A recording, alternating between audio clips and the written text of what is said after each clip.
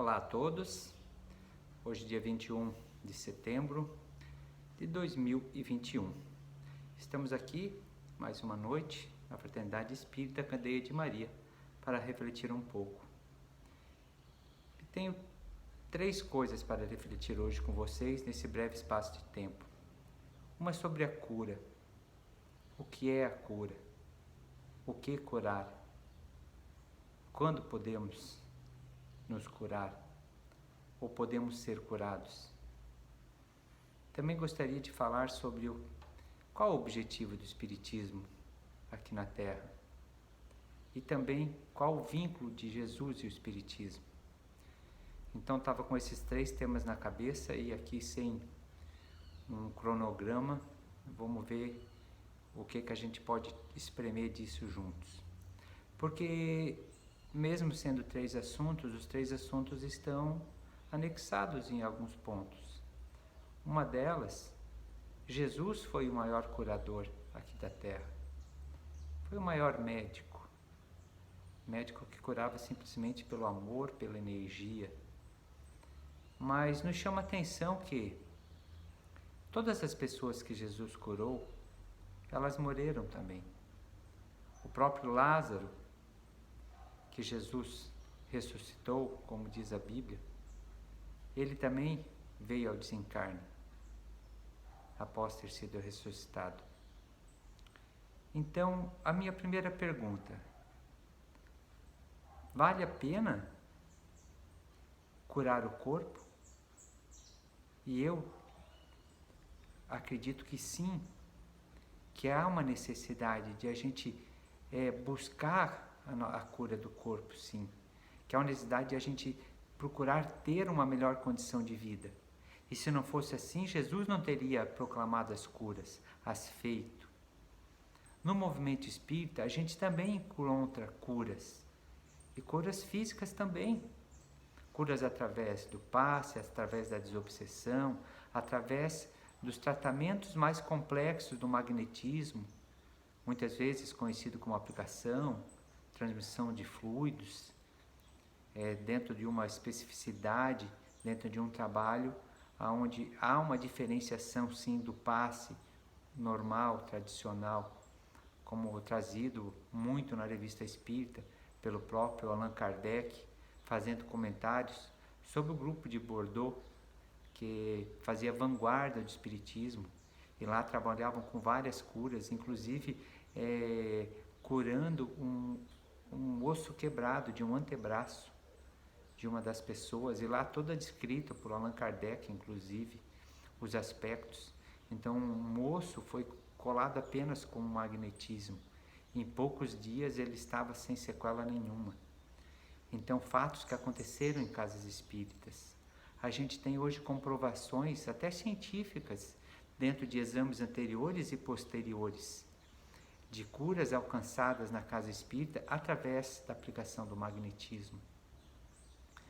Mas será que isso está de acordo com o objetivo fim do Espiritismo? Qual o objetivo, qual o propósito? Segundo o Livro dos Espíritos, o objetivo fim do Espiritismo é ajudar a humanidade a evoluir. E por que Jesus também veio para a Terra? Não foi esse o motivo? De ajudar seus filhos a evoluírem? Seus irmãos mais novos a evoluírem nessa seara chamada mundo terrestre? Ele se corporificou para nos ensinar, mas Jesus não veio ele em si salvar ninguém. Ele não veio ele resgatar os pecados dos outros. Ele não veio ele carregar a cruz dos outros. Mas ele veio ensinar como nós carregarmos a nossa cruz, como nós atingirmos a nossa plenitude. Jesus nos trouxe um ideal, ele nos trouxe lições novas, muitas vezes contrárias à própria religião a qual ele estava integrado, que era o judaísmo. Jesus praticava a cura nos sábados e era criticado porque o sábado tinha que ser guardado, não podia trabalhar, fazer nada, e Jesus ia lá e fazia. Jesus teve diálogos com sacerdotes, falando sobre a questão até do dízimo, onde nos fala o livro Boa Nova de Humberto de Campos, criticando esta prática, aonde na época os sacerdotes, que deveriam ser aqueles que caminhavam e cuidavam das ovelhas, faziam com que as ovelhas cuidassem deles próprios, ostentando-se na pompa, na riqueza, no ouro, nos grandes templos, e a humanidade, dos demais, a massa sendo controlada por alguém que devia, na realidade, te trazer libertação. Então Jesus, ele foge dos conceitos eclesiásticos numa questão de instituições, e ele traz ideologias pacíficas e libertadoras, aonde era oferecido no judaísmo um Deus na época a qual o povo deveria temer, e Jesus oferece um Deus que devemos amar, porque Ele nos ama como um pai ama seu filho.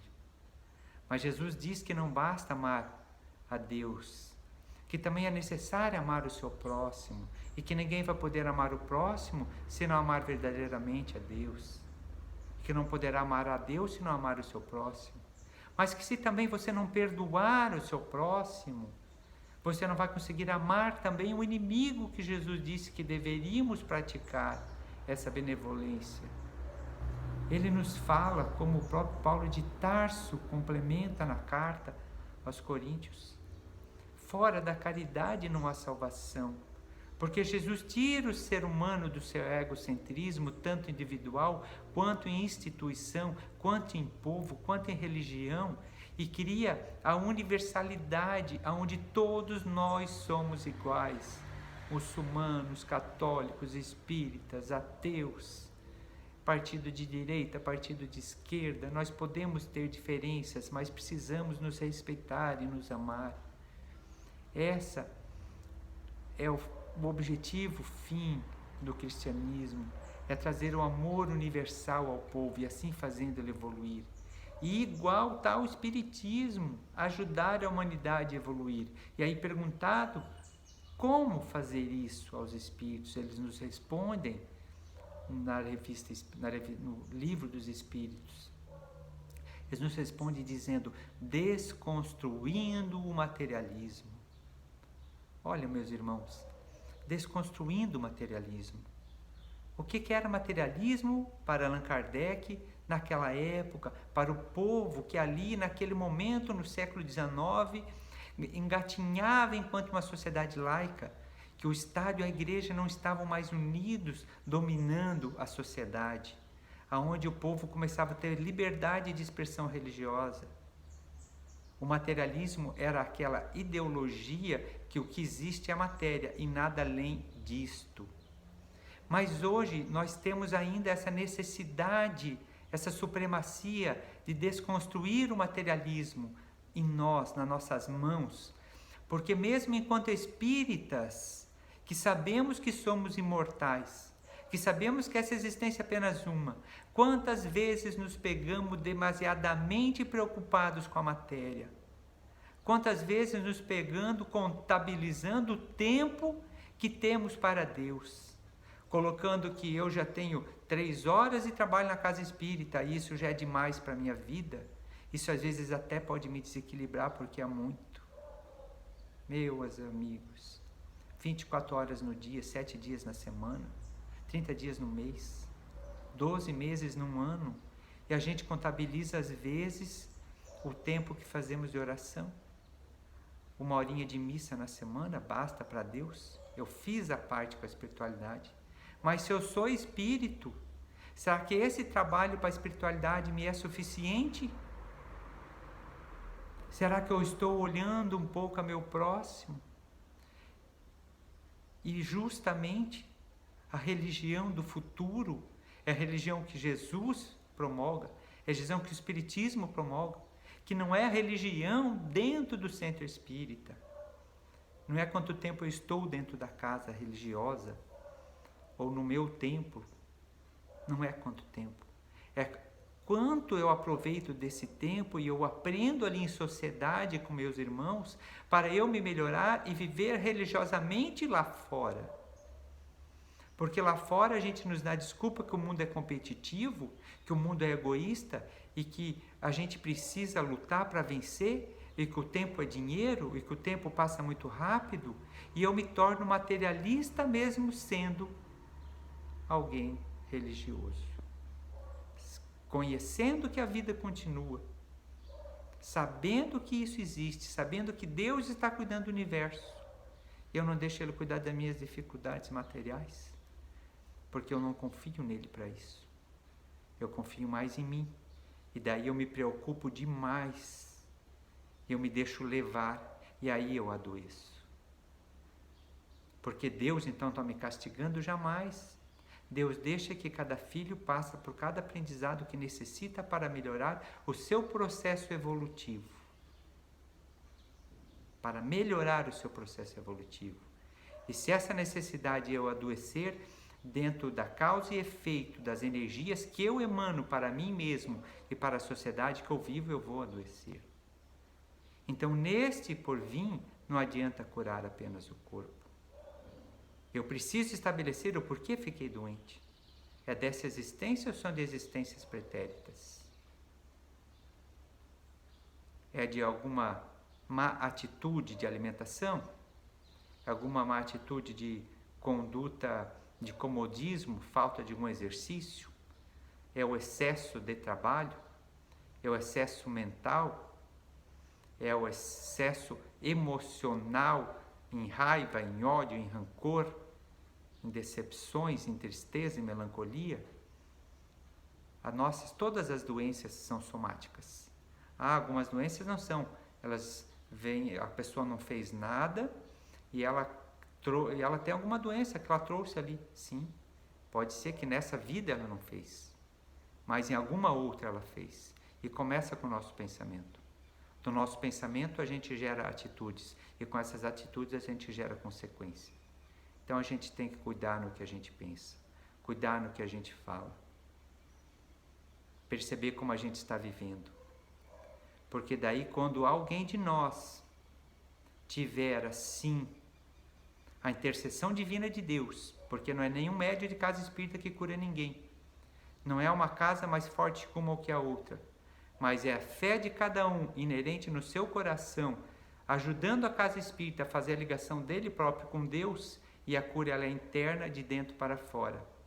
Aí é lógico, o processo do magnetismo, do tratamento, do trabalho, a disciplina da pessoa estar nos dias de tratamento, tudo isso ajuda. Mas muitas vezes o processo de cura é simplesmente para despertar o ser humano. Ele está dando um despertar, ou seja, como pode, se ninguém tocou em mim, apenas colocou as mãos sobre o meu corpo, e com esta prática, 1, 2, 3 vezes, saiu a enfermidade que eu tinha. Então existe algo a mais. Isso é uma prova física. É uma prova física. A gente não vê o magnetismo, porque ele é um tipo de energia. A gente não vê a cura acontecendo, mas a gente vê os efeitos. Como você não vê a energia do ímã que atrai um prego. Só que você vê o efeito, o prego se aproximando e ficando grudado. Então a cura, quando alcançada, ela é o efeito físico que prova a existência da cura mística, assim por se dizer, mística por senso comum, mas entendida num processo até cientificamente para aquele que realmente busca conhecer sobre esse assunto. Só que muitas vezes essa cura é só para despertar. E a pessoa dizer, pô, então existe alguma coisa. Então, se existe alguma coisa além desse mundo físico, eu não quero mais voltar a ficar doente. O que me levou a ficar doente? Eu vou tentar melhorar. Eu vou tentar mudar. E a verdadeira cura, então, é a cura do espírito. É a cura da ignorância. Não ignorância no ponto pejorativo de xingar alguém como ignorante, mas a ignorância do estado de não saber algo e começar a saber. Quando eu era ignorante a ideia da reencarnação, eu não sei como eu compreendi o mundo e poderia observar ele ou até entender que Deus era bom. A partir do momento que eu deixei de ser ignorante na questão reencarnação e comecei a entendê-la, o mundo se descortinou para mim. E eu posso passar dificuldades, tenho problemas, tem dias mais melancólicos, que é normal em todas as pessoas, mas eu sempre volto e analiso com essas ferramentas. Então a cura verdadeira, ela vai ser alcançada pela própria pessoa, porque Jesus é o caminho, Jesus é o modelo, Jesus é o guia, e é através dele que podemos nos encontrar, nos curar, buscar a nossa evolução enquanto seres imortais, criados por Deus, em um ponto muito distante, mas que temos um objetivo de chegar a espíritos puros. E a lei nos condiciona a isso. Então, que a gente possa, nessa nossa breve reflexão, analisarmos o como estamos buscando curas físicas para um corpo que vai ficar aqui, como objetivo principal, ou buscando essas curas para que eu possa me melhorar enquanto espírito. E aí sim a casa espírita me ajudar, e aonde o melhor tratamento que a casa espírita tem para curar espíritos chama-se estudos. Estudo sistemático, estudo com disciplina, grupo de estudo.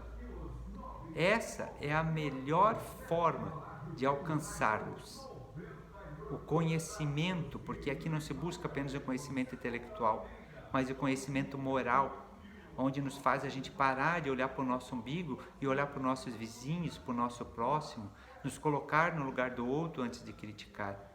Ali é onde nós iremos começar a fazer o nosso processo. E sim, sermos ajudados nesse momento que estamos enfraquecidos, com energia de passe, sim, uma conversa fraterna, perceber-se sim que há uma necessidade de um tratamento, de aplicação mais, vamos dizer, específico, com as marcações, trabalho de desobsessão, com afastamento de obsessores, mas não com uma forma, tem que tirar aquele, é alguém que me prejudique, é mal, não, um afastamento de recolhimento, de dar carinho para esse espírito, de ele evoluir junto com a gente, de ensinar ele a nos perdoar como a gente está perdoando os outros, quando a gente está perdoando, porque senão fica difícil até isso. Então esses tratamentos da casa, sim, eles nos ajudam, mas é apenas eu que vou poder curar a mim mesmo. Mas temos aí hoje muito e muito apoio. Temos pessoas com dificuldades de frequência na casa. Então compartilhem essas transmissões da terça-feira à noite. Enquanto vocês estão assistindo, vocês estão, quando assistem no horário, que é às 20 horas, que essa palestra está sendo liberada para o canal, o grupo da Fraternidade Espírita está aqui reunido toda terça.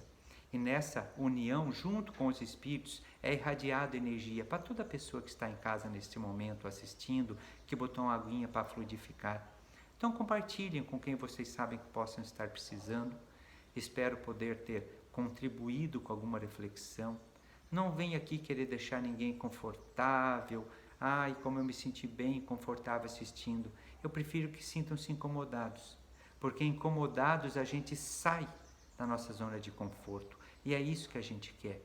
A gente precisa sair da zona de conforto. A gente precisa caminhar. A gente precisa dar mão para o Cristo para caminhar com Ele.